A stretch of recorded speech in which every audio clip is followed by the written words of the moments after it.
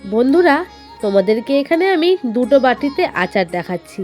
একটা হচ্ছে আজকের তৈরি করা, আর আরেকটা আচার হচ্ছে 1 বছর পুরনো। নমস্কার বন্ধুরা, তোমাদের সবাইকে ওয়েলকাম জানিয়ে আজকের ভিডিও শুরু করছি। আজ আমি তোমাদের সবার প্রিয় কাঁচা আমের আচার তৈরি করে দেখাবো। এখন তো বাজারে কম বেশি প্রায় কাঁচা আম পাওয়াই যাচ্ছে। এছাড়া যাদের বাড়িতে আম গাছ রয়েছে তাহলে তো কোনো কথাই নেই। আর এখন কিন্তু প্রত্যেক দিনই প্রায় ঝড় বৃষ্টি উঠছে, তো গাছ থেকে আমও পড়ছে আর বাজারে তো পাওয়াই যাচ্ছে। তো চলো তাহলে দেরি না করে শুরু করা যাক। আগের দিন আমাদের এখানে ভীষণ ঝড় হয়েছিল, তো সেই ঝড়ে কিন্তু এই আমগুলো পড়েছে। আজ এই আম থেকেই আমি আচার বানিয়ে তোমাদের দেখাবো। তবে যেই আমগুলো ফাটা আছে সেগুলো ব্যবহার করব না, যেইগুলো ভালো আছে সেইগুলোই ব্যবহার করেছি। আমগুলোকে কেটে ছোট ছোট টুকরো করে নিয়েছি, তবে আমগুলো কিন্তু খোসা সমেতই রেখেছি। আচার তৈরি হয়ে যাওয়ার পর খোসাটাই কিন্তু খেতে বেশি ভালো লাগে।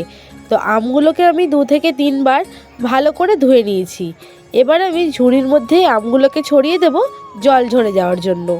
কিছুক্ষণ জল ঝরে যাওয়ার পরে কাঁচা আমের মধ্যে নুন আর পরিমাণ মতন হলুদ দিয়ে আমগুলোকে মাখিয়ে রোদের মধ্যে রেখে দেব।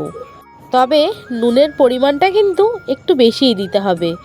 আম যেহেতু কাঁচা অবস্থায় ভীষণ টক থাকে, সেই টক ভাবটাকেই দূর করার জন্য বেশি করে দিতে হবে। নুন হলুদ দিয়ে আমটাকে ভালো করে কিন্তু মিশিয়ে নিতে হবে। ঝুড়িটাকে ঝাঁকিয়েও মিশিয়ে নিতে পারো, কিংবা হাতের সাহায্যেও আমের মধ্যে নুন আর হলুদ ভালোভাবে মাখিয়ে নিতে হবে। আমগুলোকে আমি 2টো ভাগে রোদে শুকোতে দেব। তাই জন্য একটা গামলায় আর ঝুড়ির মধ্যে আমগুলোকে ভালো করে ছড়িয়ে নেব। রোদে দেওয়া আমগুলোকে মাঝে মধ্যে কিন্তু একটু নাড়িয়ে চাড়িয়ে দিতে হবে। আর হ্যাঁ বন্ধুরা, এই আমটা কিন্তু সকাল সকাল কেটে রোদে দিলে বেশি ভালো হবে, তাহলে সারা দিনের কড়া রোদটা কিন্তু আমের মধ্যে পড়বে। তো আমগুলোকে 2 জায়গায় করে দিয়েছিলাম। ঝুড়ির তলা থেকে তো জলটা ঝরে গেছে, আর গামলার মধ্যে দেখো আম থেকে বাকি জলটাও কিন্তু ঝরে পড়েছে।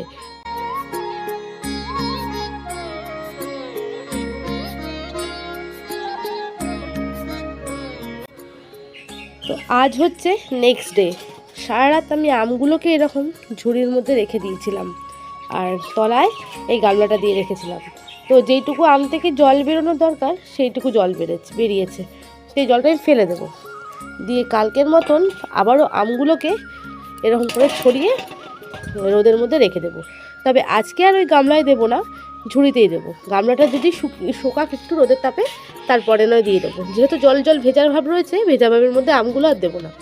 এখন এই আমগুলোকে রোদে দিয়ে দিলাম, আবার সেই কলতলায়। তো রোদটা আজকে আকাশে রোদটা আসা যাওয়া করছে, তো যেটুকু রোদ আছে আশা করছি আমটা হয়তো অনেকটাই টেনে যাবে। তাহলে এখন এটা কন্টিনিউ রোদে থাক। মাঝে মধ্যে এসে কালকের মতন খালি 2-3 বার করে নাড়া দিয়ে যেতে হবে। তারপরে তোমাদেরকে দেখাবো যে মশলা কি কি এর মধ্যে আমি দিচ্ছি। তো বন্ধুরা, 2 দিন আমটা শুকানোর পর কিন্তু এই অবস্থায় চলে এসছে। আজ মশলা তৈরি করে আমের মধ্যে দেব। তো কি কি মশলা লাগছে তোমাদের দেখিয়ে দিই। লাগছে জোয়ান, গোটা ধনে, শুকনো লঙ্কা, কালো জিরে আর সর্ষে। এই মশলাগুলোকেও কিন্তু আমি সকাল থেকে রোদে দিয়ে রেখেছিলাম, যাতে রোদের তাপে মশলাগুলো বেশ কড়কড়ে হতে পারে।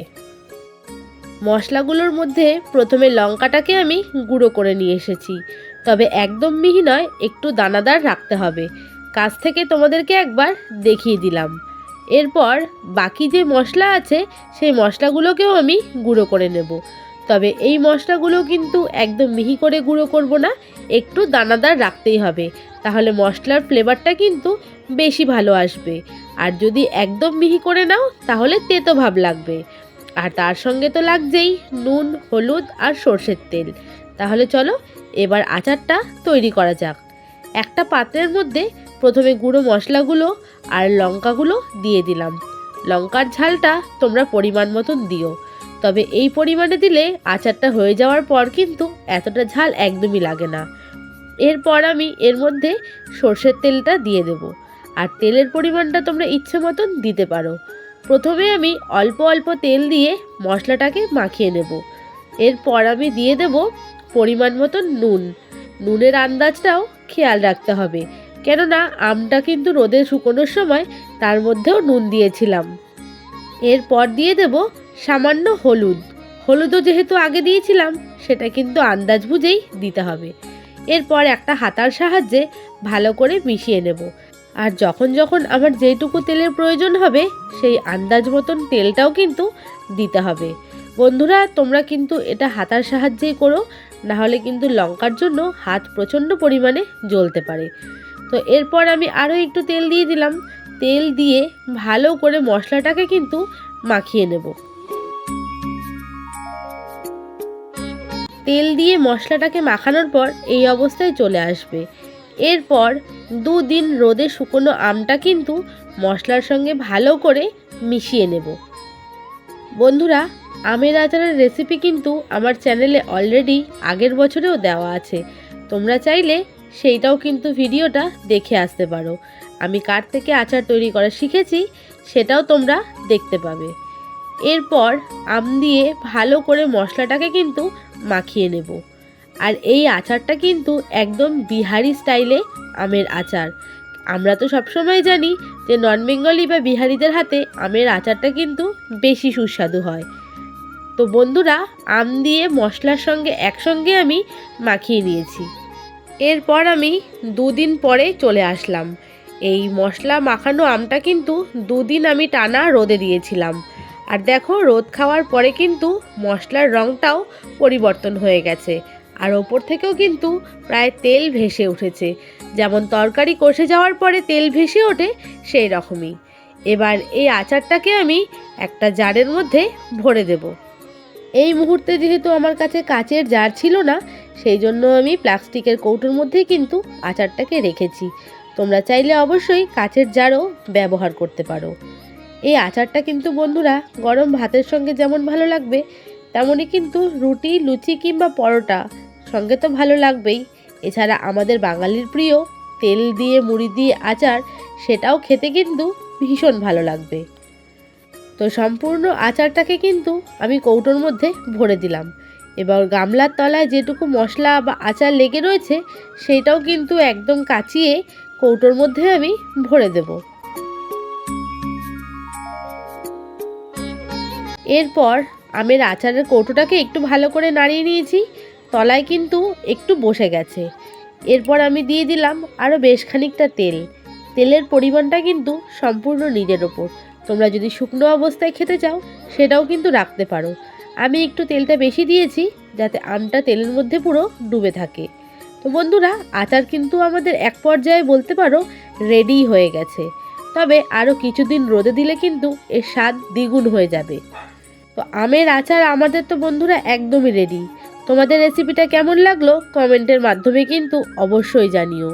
আর তোমাদেরকে আমি একটা জিনিস দেখাবো, যে গত বছর আমি যেই আমের আচারটা তৈরি করেছিলাম, সেইটা এখন কি অবস্থায় রয়েছে। এই হচ্ছে গত বছরের আমের আচার। তো বন্ধুরা, এই বছরটা কিন্তু টানা 1 বছর কেন, তার বেশি সময়তেও রাখা যাবে।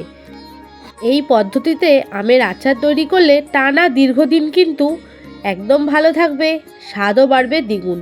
তো পাশাপাশি আমি তোমাদের দুটো আচারই রেখে দেখাচ্ছি, যেটা আমি আজকে তৈরি করলাম সেটা, আর গত বছরের আচারটা। গত বছরের আচারটার রঙটা একটু পরিবর্তন হয়ে গেছে, আর আজকের যেটা তৈরি করলাম সেইটার রং কিন্তু পরিবর্তন হয়ে এই রকম হয়ে যাবে।